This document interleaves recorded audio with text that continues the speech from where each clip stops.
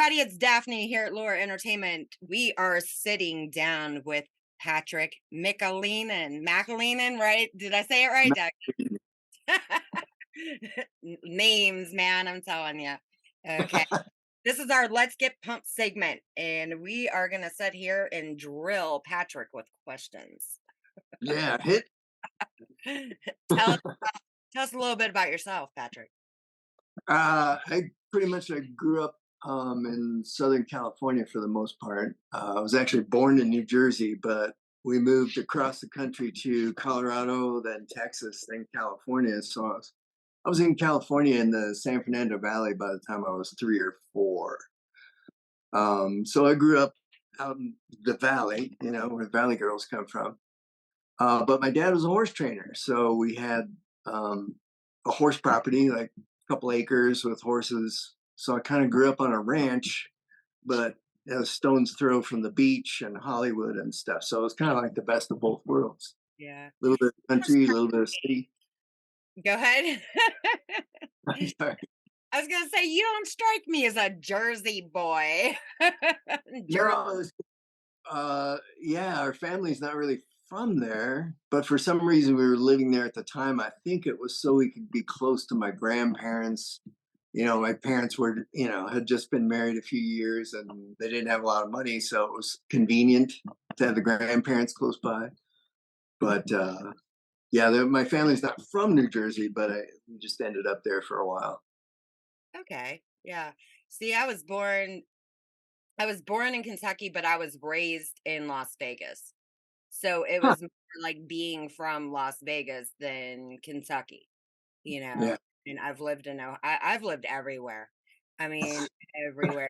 My stepdad, he was with the railroad, so we were all over the place when I was younger. And then that kind of fell apart, and then I've just been on my own. I lived here and everywhere. But I tell you what, Utah, I stayed there for a month and a half, 2 months, I think it was maybe. And that place, there's nothing there but farms. There really isn't. I didn't see anything, you know. Well, there's one huge city. I mean, Salt Lake City is massive, but outside of that, it's yeah, there's a lot of open country out there. A lot of it's beautiful. I really like Utah. Like the landscape and stuff is pretty cool. Yeah. Uh, I So do just you worked on I just worked on a couple jobs out there. I worked on a streaming comedy series called Dusty Bluffs. Did a small part on that show. That was hilarious. And worked on a feature for a few days out there. Um, Kind of out beyond Salt Lake City. We were out like where there was an old abandoned mine out in the mountains and stuff. It was pretty cool. yeah. But yeah, Utah is kind of wild. Most of it's, wide Wild. open. Yeah. Where's this wildness that you speak of? Well, I mean, wild in the sense of the just open country. There's just not a lot of people out there. Ranches, farms, Yeah. and just, but a lot of great like stuff to see, like the national parks and just the landscape is really cool in Utah. I think it's beautiful. Yeah. So you got a thing about horses because I've got one hell of a story for you in a minute. I'm gonna let you speak on that one. Everybody's got their horse story. Oh, Yeah, I have one quick question for you. This is a technical question. I have a message on my screen that says this I can't meeting is. see it. I I'm can't. sorry. I can't see it. Oh, okay. Well, I can see it. Can I get rid of it? Is there a way for me? Because I Yeah, can't see you should you. just be able to slide it. That's what I do. I'm always just sliding stuff. I was Oh, I wondering see it at the the same thing too. bottom. Oh, there you are. Woohoo! When That's things much better. oh my goodness. Go ahead with your story now that we fixed the technical issues going on. You're much better to look at than the stupid sign up there. Well, So, thank what was the next question? horses. Your Horses. yeah. Yeah. My dad actually grew up, he was born in Manhattan, in New York. Actually, born into a very wealthy Irish family in New York City. But a few months after he was born, his grandfather fell off the roof, landed on his head, and died. Oh my And the god. family fortune basically went to the his brothers. So we were no longer he was no longer wealthy after his first 3 months of life. But he grew up in New York and Connecticut around there, but he loved horses and the West, wanted to be a cowboy, and started reading all these books about cowboys and stuff and got really into it. Got his first horse when he was like 14, kept it on a ranch, somewhere outside because he lived in the suburbs, but that was his dream to be a cowboy. So he worked with horses most of his life from that point forward, and finally got to a place where he became a trainer. He worked on dude ranches and then ended up working under other trainers who were his mentors and learned a lot from them. Um, and then eventually went into business for himself. He was basically a self-employed horse trainer for the rest of his life until he passed away a couple of years ago. He's almost 94, and he rode for the last time just a few weeks before he died. It was pretty cool. Wow. And Sorry he to was a, he was an amazing dude, really very fit. Always into fitness. He would boxed and wrestled and played football, and just a very physical guy. And also very well read. He was super smart. Had a couple degrees, and just kind of a man of many many talents. Uh, but so I grew up with that. He was almost like having a superhero for a dad, you know. But we had horses on our property all the time, so we rode. Um, Took care of the horses. That was part of our life, was cleaning up after them, feeding them, and all that type stuff. We'd have to feed the horses and everything before we went to school. It was all just part of our life. Do you ever have any close calls with those horses? Gosh, I've been bucked off a few times.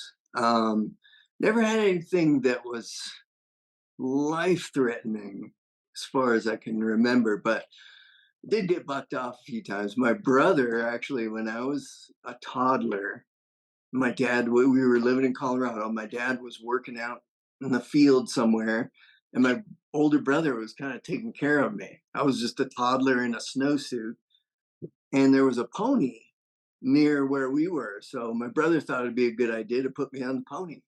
And my dad was like, 50 yards away or something. But my brother picked me up and started putting me on the pony, and my dad saw him doing it, and he yelled, "Bill, don't, get him off the pony," or whatever. So Bill got scared and ran towards the pony to grab me, spooked the pony, and the pony pony just took off running with me on his back. So I was just bouncing up and down, going up 90 miles an hour, and finally fell off. Meanwhile, my dad's sprinting to try to catch this pony and thinking, I'm going to break my neck and he's going to have a dead son laying there in the field. Oh my But he god. said he finally caught up to me. I'm just laying there in the snow and just looking up at him with a smile on my face. So that was probably uh, my That's closest call. I had one, and I'll tell you, this takes me back to Utah when my sister was there with her husband. I went there to stay for the summer, and my brother was with me, my younger brother, and I think I was 12. Yeah, I think I was 12, and we went walking around because there's nothing to do, nothing. And these people, they were like, "Well, you can come over, go see the horses, whatever. You train them or run them anyway, exercise them." And I'm like, "Okay." So one day we both decided to walk over there. We were bored, so we walk over and we go in the field. Well, there's 200 horses in the field. Some of them are wild. We decide we're going to walk out into the field. Yeah. Okay. Not a very smart decision. So we get out there and these horses just start all coming towards us and surrounding us. And I'm like, oh shit, something's about to happen. And no sooner than I said that, I told my brother, I was like, run. So we darted across that field he's falling behind me. I don't even care, I'm just I don't care. Bye, and Trying to save your life. gate, huh? Just trying to save your life. Oh yeah, yeah. I was not concerned about him. Well, they have the gates. You know how they have the openings this big and the horse gates? There's no. Yeah. I get to the gate. He gets back up. He's running. I tell you what, I dove straight through that gate. And he's crying. Are you gonna? Hell no!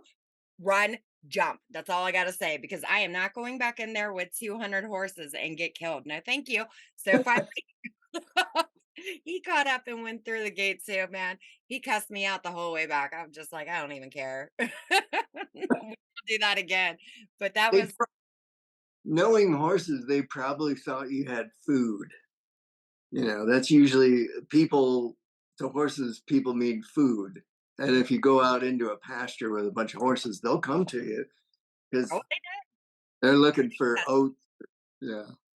did. But they can get aggressive and they can be dangerous, but most of the time they're looking for food or attention or whatever. But It that's was pretty fun. it's a fun story to tell. I mean, I don't really tell too many stories, about things that have happened to me, but Utah, yeah, that was a big reminder, and especially the horses, that's just, I don't know, it was funny to think about. But you've been on shows like Modern Family and all that.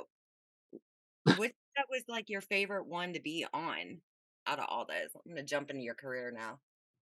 Let's see. Favorite one to be on. Modern Family was really cool. That was actually kind of a fluke, and I've got a few flukes in my background. Well, when I was out in LA and I was, trying to, I had an agent trying to book roles out there, but I was averaging. There's so many actors out there. You're like a tiny fish in a massive swimming pool, and I didn't have that unique look at the time. There are 100,000 other guys that look like me and were just as good as an actor or whatever. So it's hard to get any traction. But so to fill in the blanks, I was only getting a couple auditions a year. It's hard to get a career going if you only got two auditions, and most likely you're not going to book those. You have to have 100 auditions before you book a couple, type of thing. It's a numbers game. So I started working background as an extra just to make money in between. And my agents kept telling me, "Don't work background, don't work background. If they find out you're working background, they'll never hire you as an actor," which I think is a bunch of crap. Bullshit. That makes me so mad when people say that they'll never be hired if they've worked back. That's how you get hired, I think. Mo- Most major actors used to be background. They worked as extras in the beginning. Kevin Costner, Alec Baldwin, Meryl Streep, everybody. You know, they all worked as extras. That probably didn't get them into the business, but they were on set. They learned a lot. Got used to just being on set and how movies are made and so forth. So I started working background, and with the Modern Family thing, I was basically hired as an extra. And there was a scene where Phil goes to visit his daughter at college. She's I think rushing, trying to get into a sorority or something. But they have a big fraternity party, and I was just one of the extras at the party. So I showed up there, this massive, they're all the students that were in this frat house for UCLA, plus they had all the extras. So there are tons of people there. And at one point, I'm just hanging out with all the extras. And one of the ADs came down and he said, "Does anybody know where so and so is? He was supposed to play the doctor, Phil's doctor, or whatever." And everybody's shaking their head no. And I just told the guy, I said, "Well, I don't know who he is, but I said, I'd be glad to do it if you need somebody or whatever." And he's like, "You know what? That's a good idea. Come with me." So he brought me to the first AD, and first AD was this Irish guy. I can't remember his name now, Jimmy, I think. But I'd worked with him like a week before on another TV show, and the PA brought me to Jimmy and said, I couldn't find the actor, but this guy, Pat said he'd be willing to do it. And he said, recognized me. He's like, "Oh, yeah, Patrick, he'd be good. He's not a fucking idiot, you know, great Irish accent." So they threw me in there and they were talking about giving me a line or something, but then they eventually they just left it without any lines. But it's basically Phil is talking to this young guy who's talking to his daughter, and he's he thinks he's trying to get in bed with his daughter, so he's mad, and he's like, "Hey, my dad's your doctor. He's right over there." And then they point the camera at me, and I'm standing there with my wife, and we wave to Phil and stuff. And I got so many phone calls from friends and stuff. They're like, "Was that you on Modern Family?" Yeah, that was me. So that was just a fun little featured bit that I got to do, just kind of random accident. It But it happened. was it was fun. I love that show, so it was great to be on there. Sophia, did you get to see her or meet her? Sophia? I didn't get to talk to her. I met Phil, or I can't think of the actor's name right now, but I met him just briefly. We just shook hands, but he was very like focused on what he was doing, so there wasn't much conversation or anything. So didn't get to hobnob with the actors much. Sophia's very pretty, especially for her age. I mean, she's pretty. And then every time I think of the guy that plays her husband, I cannot remember his name. Um, I always think the Ty Bunnies. Burrell.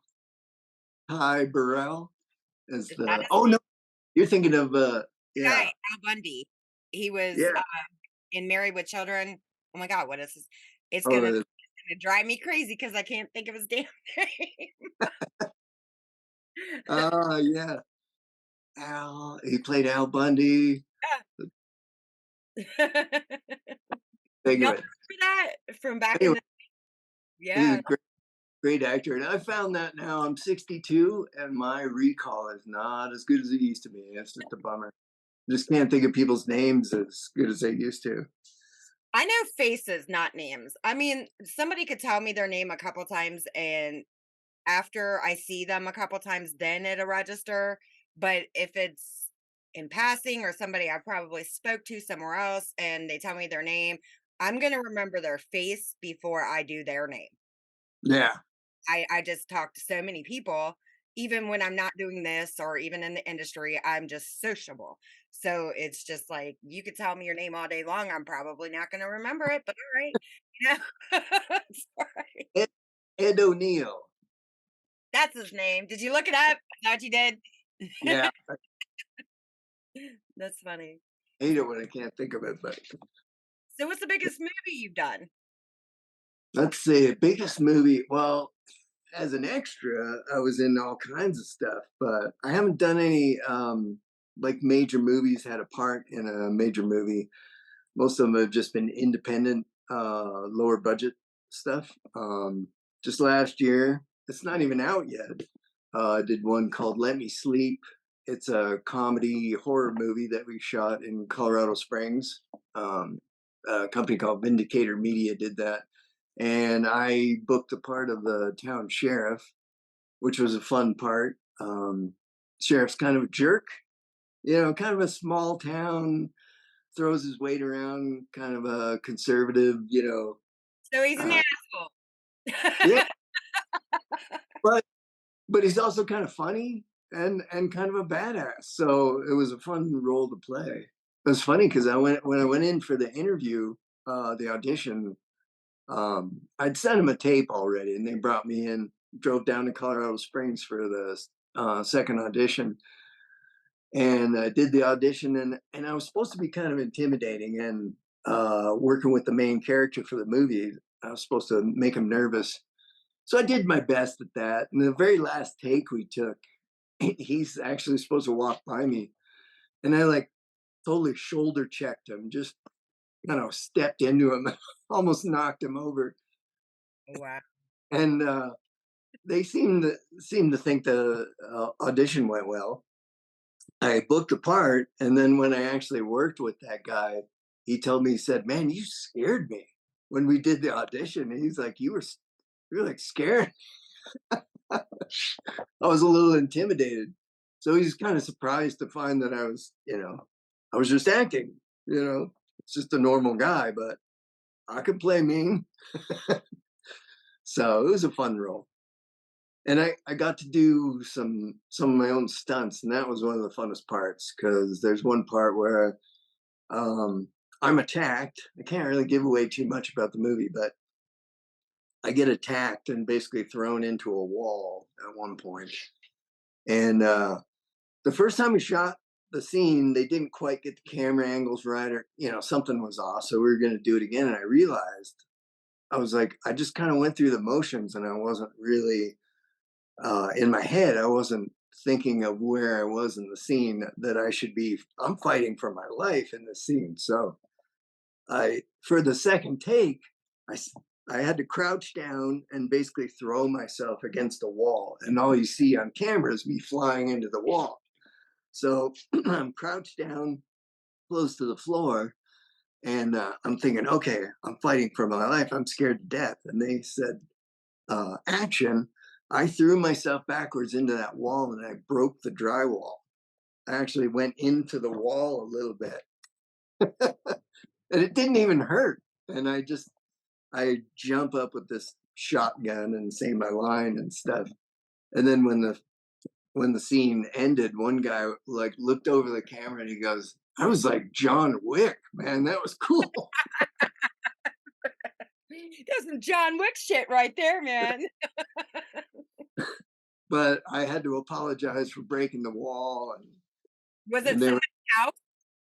"What's that?"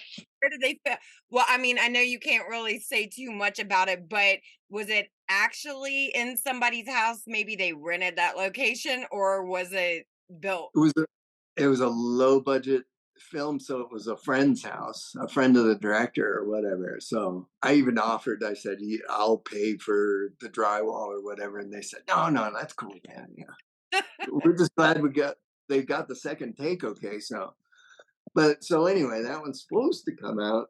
Actually, it was supposed to come out last year, but I think they've had budget issues with special effects and stuff. It costs a lot of money for that stuff. So, Oh, yeah, it's not cheap. yeah. Definitely not So at all. So, I still mean, still waiting for that one to come out. horror movies, I love the horror movies because they are fun to do. I mean, it's fun. You're dealing with really, really cool makeup, then you've got blood and all this other stuff. And it's so funny when some people think like, you go to the theaters, you watch these horror movies, and then you've got people screaming and then they'll have nightmares. Me, I'm not one of them people. I would, they'd be like, I don't know if you've ever seen Malibu's Most Wanted with Jamie Kennedy. You ever seen that movie where he's Oh, watching I'm- and he's like, yeah. "Bitch, run!" Like that. He gonna kill you. That's the kind of stuff that cracks me up when I'm out watching it somewhere else and people are doing it. I'm like, "Oh my god." It's Oh, it could be so. People are talking to the screen. yeah. So, uh, yeah, it was fun and let me sleep. It was a comedy and a horror, which really appealed to me because I'm not a huge horror movie fan. I'm at the point where most of the horror movies they don't really scare me, so I don't get that much out of it. But if it's funny and creatively done, then it's much better. And the writing was good. It was a good, funny, weird film. So I was really attracted to it. And great crew. They're just super nice people, and it was a lot of fun. And There's this that goes on behind scenes. I mean, crews, yeah, you've got some crews, they'll act pissed off, but what people don't realize is they're dealing with a lot. And oh there's yeah, so much time. And when you've got money on the line, you got to go. It's like that. There's no time to waste. So people mistake some of them people when they're like, "Oh, that person's pissed this, that." You know what I mean?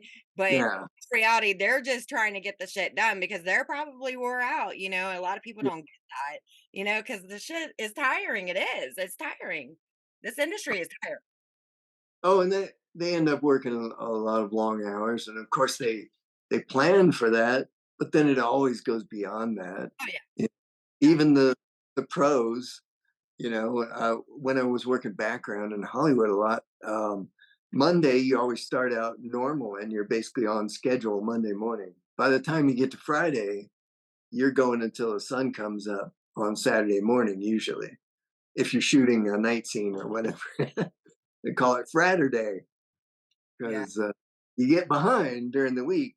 Stuff happens and you get behind, but they just have to keep going because you got to get it done. Got a schedule. So have you been to any stunt training? Have you taken any stunt training? The only I haven't done any stunt training per se, but I have been hired just because of my riding ability. I've just been hired to do some riding in a couple films, but that's about it so far. But I'm, really physical guy. Work out all the time, stay in good shape, so capable of doing minor stunts. But I never took any real training. Yeah. Uh, some Have you on the job training where I, smash into walls and stuff. But found it? uh, I would do it, yeah, for a role or something. But that's not really my focus. That was never really my dream, to be a stuntman. And especially at 62, uh, I don't want to start breaking myself even more. But I've got a bad back and bad shoulders and stuff, so I don't want to bang myself up too much. But I would do minor stunts, but nothing like the level of like Tom Cruise. Tell you what, man, I've got serious respect for Tom Cruise and those stunts he does because Oh, it looks so fun, and it's dangerous, but I mean, it just looks so fun. I guess it's because I'm one of those people where I'll do some crazy shit. I don't care. I'm down. I'm down for anything. You know what I mean? But he does all of his stunts. And I guess there was something I heard. There was a movie that he did. I don't know what it is. I really couldn't tell you what it is. Where I guess the director didn't want him to do his own stunts. I don't know if that actually, like, if he didn't do them or not, or if he just said, screw it, I'm doing them anyway. yeah, Hear that about Tom. And the things he does, it looks so much fun. It really it does. And I personally, I think he's gotten to a point in his career where he's done so many big films, and you know, I don't know. At that point in his career, I think doing the acting thing and just having a good performance or whatever probably isn't that big of a draw for him. So Yeah. he's doing movies where he gets to do incredible stunts, which is probably super fun for him. That's probably where he gets a lot of enjoyment out of making movies now, because he's pretty much done everything else. I mean, massive star, he's a great actor. He Uh, flies but jets. what's that? Flies jets. Yeah, yeah, And he's a pilot. yeah. Guys, he does all kinds of stuff, and he's just kind of an amazing dude. But I feel like he does movies on purpose so that he will be able to do these crazy stunts because it's fun. Oh yeah. Makes him. Yeah, What better reason to do it? I mean, that's what a lot of people don't understand in this industry. I mean, not in our industry, but looking into the industry. They're like, "Oh yeah, I want to be rich, I want to be famous, blah blah blah blah blah." But they don't understand, like, people that are in this industry, they do it because one, they love it. The true people, yeah, there are people out there that are just all about getting famous, but it's fun, you know. There's always something to learn.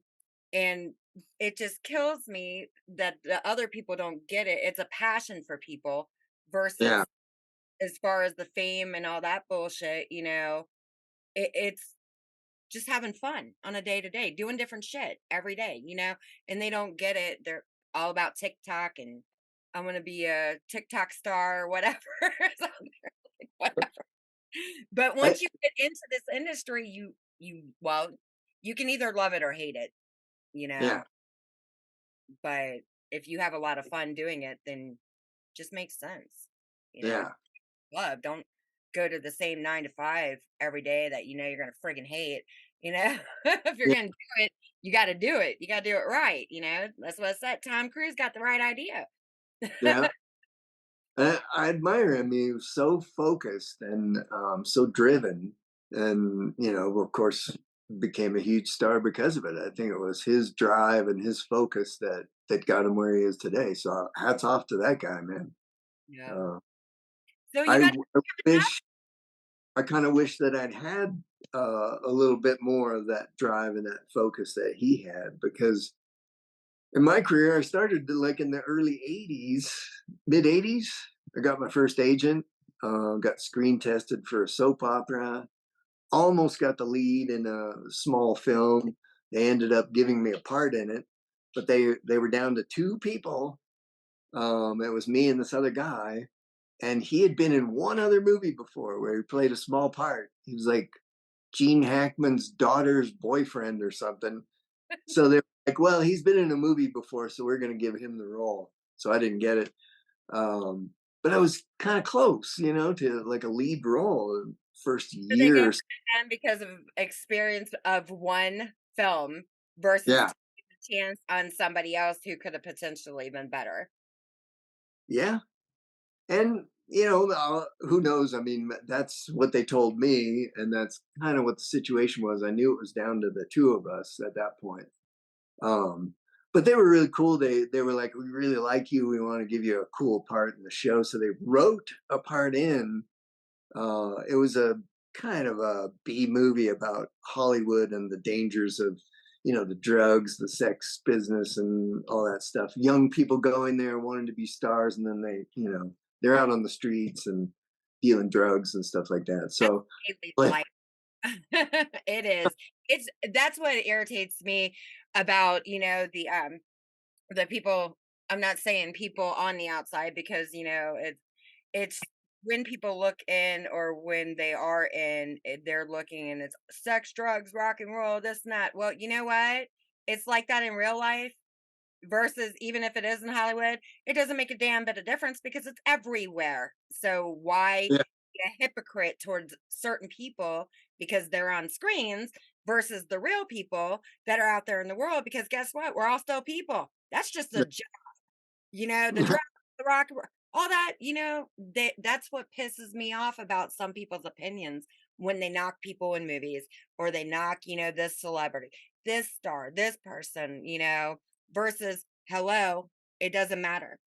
It's the same shit. All they're doing is a job. This is a job, you know. It's just a fun job, but it's a job. They're still a person. It don't matter. I've had it both ways from being out of the industry and being in the industry, yeah, and that's what makes me mad about certain people when they want to sit there and play the hypocrite, you know, yeah.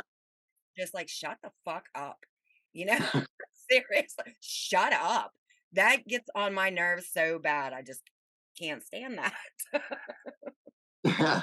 So that was my first role in a film. It was a feature. It was called Red Nights, and I don't even know if you can find it like streaming or anything like that. It was a pretty low budget movie, but so they wrote a scene for me, and it was supposed to be right in the beginning of the film, and it was like a minute long speech, and it was right on Sunset Boulevard, and I was like a minor drug dealer uh, who was begging this hitman slash drug dealer guy to give me more time to give him his money back, and he doesn't say anything, and he just kind of ends up driving off, and then it shows me like walking down an alley in Hollywood, and then the car pulls in behind me and basically starts coming up. He's going to run over me.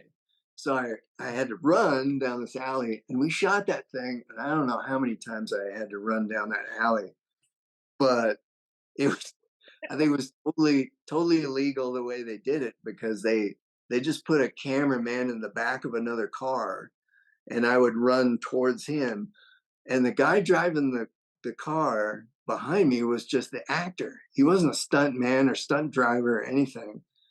And so they tell me run as fast as you can, and that car, I could hear it like right behind me. If I'd have stumbled or something, he would have run right over me. But but it was really cool. I mean, it was super exciting.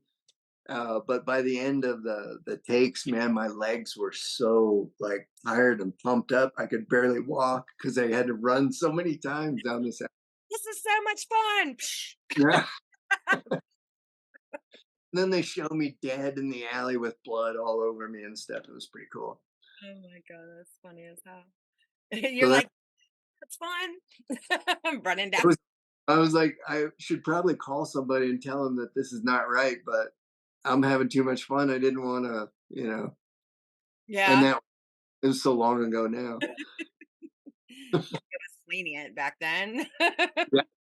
Nobody was watching, I don't think so. For But it sure. was fun.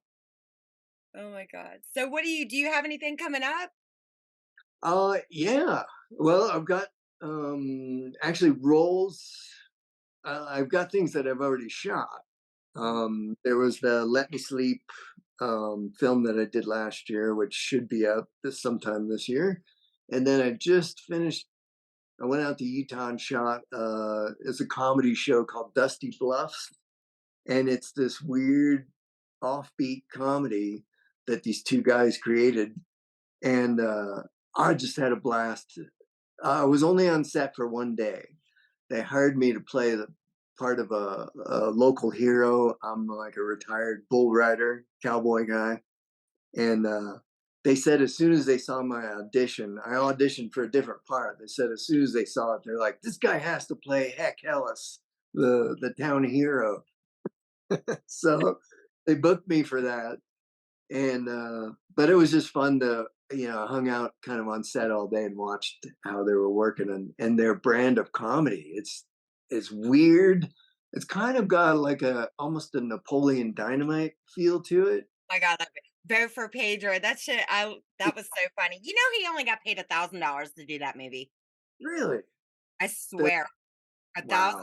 $1,000. Well, that's what I heard anyway, and I know that the source would have been correct, but if he only got paid $1,000 for that, that kind of sucks, because But they gave him a that thing's career. blown up pretty damn big. Yeah, it really launched him. Yeah. Um, yeah, that would suck. You would think they'd be nice enough to give him a piece of the back end or something, but who knows? But yeah, it had this offbeat, kind of awkward comedy feel to it. And the two guys that made it were just hilarious. And I'd never met them before or anything. They're pretty young. They're like in their 30s or maybe early 40s or whatever. Yeah, that's young to me anyway.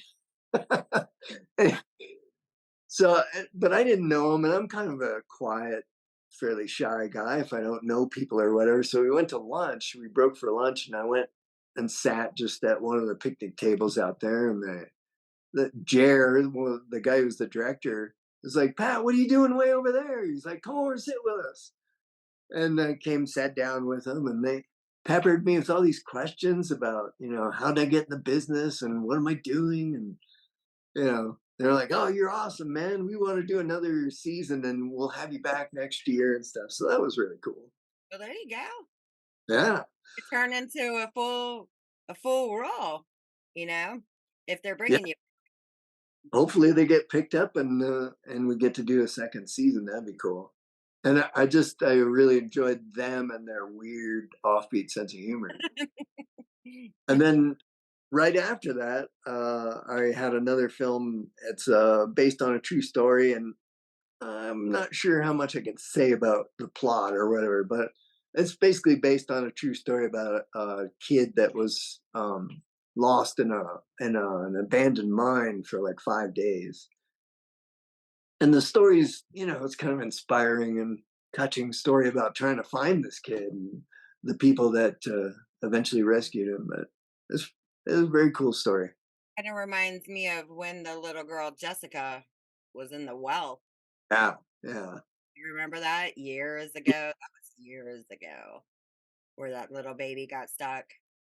And I kind of vaguely remembered this story, but then when I started reading up on it, when I was going for the part, going to do the audition, I started reading up on it. I'm like, wow, this is an incredible story. I didn't remember that much detail about it. So it was really cool. But I spent like 4 days, 4 or 5 days filming out there.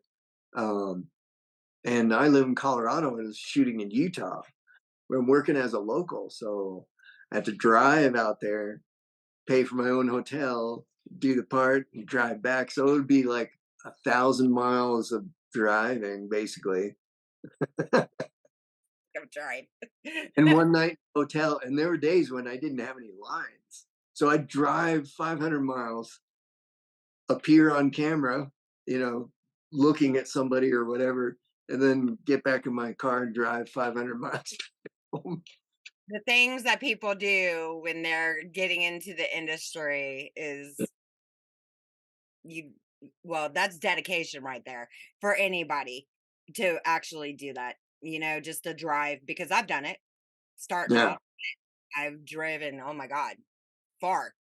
And, you know, it's what you got to do though. It's the way this industry is because if people don't see that you're dedicated or, wanting to actually make it a career, they don't want people who are going to waste their time.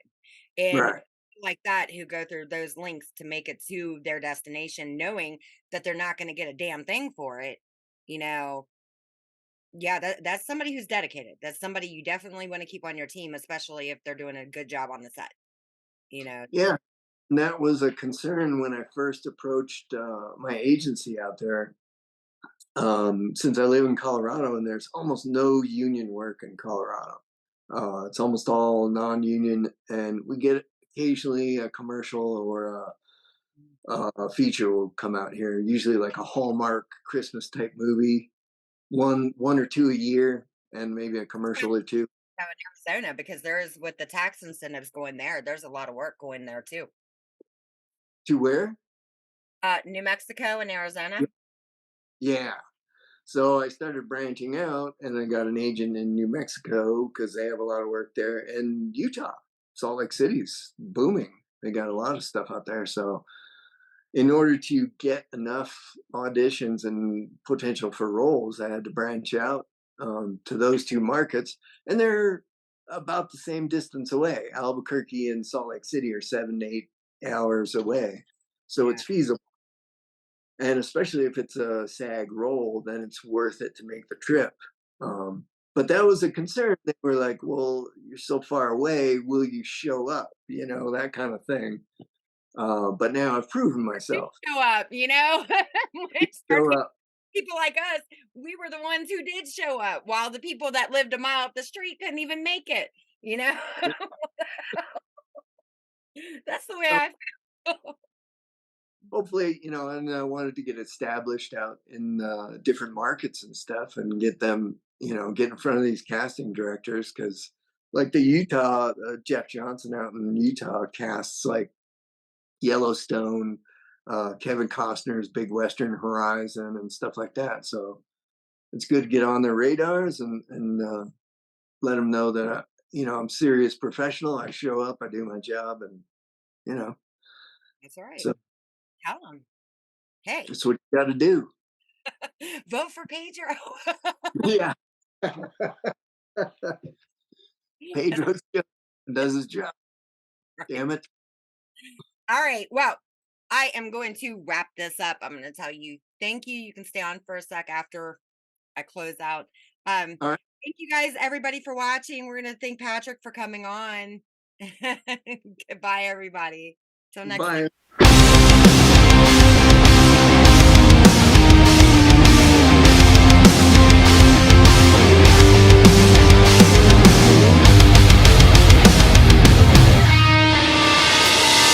I know what you're thinking.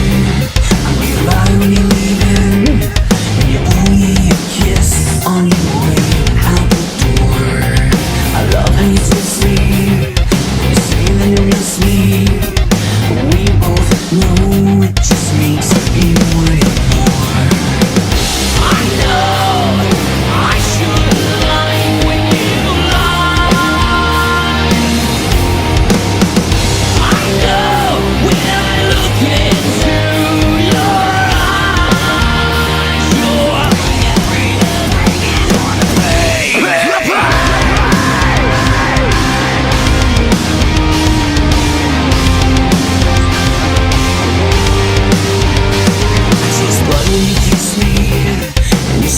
you bless me